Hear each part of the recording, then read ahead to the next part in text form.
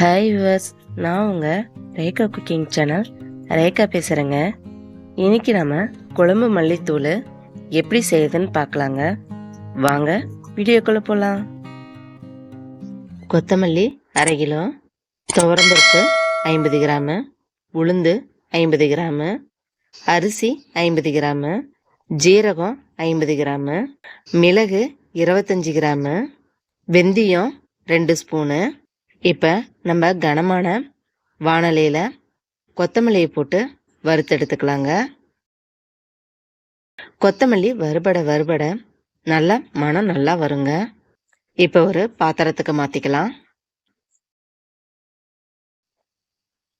துவரம்பருப்பையும் வறுத்தெடுத்துக்கலாங்க.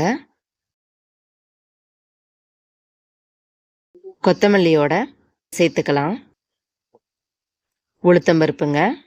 உளுத்தம்பருப்பை நல்லா சிவர வறுத்து எடுத்துக்கணும். இந்த அளவுக்கு போதுமானதுங்க. இதையும் நம்ம இதோட சேர்த்துக்கலாம். அடுத்ததாக நம்ம அரிசிங்க. நம்ம பச்சரிசியும் சேர்த்துக்கலாம், புழுங்கரிசியும் சேர்த்துக்கலாம், நம்மளுடைய விருப்பங்க. இதுவும் எல்லாமே நல்லா வறுபடணுங்க. இதுவும் அதோட ஆட் பண்ணிக்கலாம். அடுத்ததாக ஜீரகங்க. ஜீரகம் நல்லா பொரியிற அளவுக்கு வறுத்துக்கணுங்க. இதுவும் இதோட ஆட் பண்ணிக்கலாம். மிளகுங்க. மிளகு நல்லா பொரியிற அளவுக்கு வறுத்துக்கணுங்க. மிளகு பொரிய ஆரம்பிச்சிருச்சுங்க.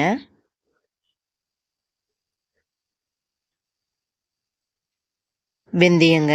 வெந்தயமும் நல்லா சிவர வறுத்துக்கணும், இல்லைன்னா வளவளப்பு தன்மை கொடுக்குங்க. இதையும் இதோட சேர்த்துக்கலாம். கருவேப்பிலைங்க 5 கொத்து. இதை நீங்கள் விருப்பப்பட்டால் சேர்த்துக்கலாம், இல்லைன்னா இது சேர்க்காம கூட இருக்கலாங்க. இதோட மனம் எனக்கு ரொம்ப பிடிக்கும், அதனால் நான் இதோட சேர்த்துக்கிறேன். பச்சை கருவேப்பிலை தாங்க. இதை நம்ம உருவி வாணலியில் போட்டுக்கலாம். நல்லா பொறப்பொறப்பாக ஆகிற அளவுக்கு வறுத்தெடுத்துக்கணுங்க.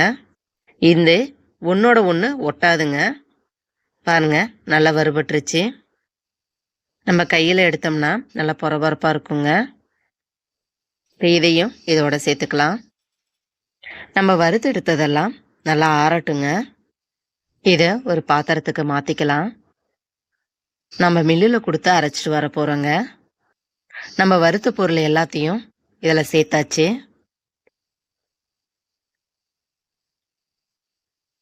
இது அவ்வளோ மணமாக இருக்குங்க. வாங்க மில்லில் அரைச்சிட்டு வந்துடலாம். பாருங்கள், நம்ம மல்லி எவ்வளோ கலராக இருக்குன்னு. இது நம்ம வீட்லேயே இது போல் வறுத்து அரைச்சோம்னாக்க நல்ல மணமாகவும், குழம்பு கூடுதல் ருசியாகவும், குழம்பு நல்லா திக்னஸாகவும் இருக்குங்க. இதை போல் நீங்களும் ட்ரை பண்ணி பாருங்கள். இதை நம்ம வேறொரு பாத்திரத்துக்கு மாற்றிக்கலாம்.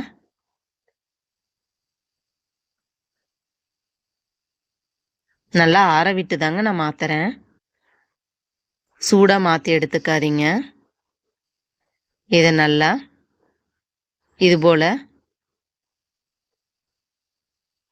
அமுத்தி விட்டுக்கோங்க.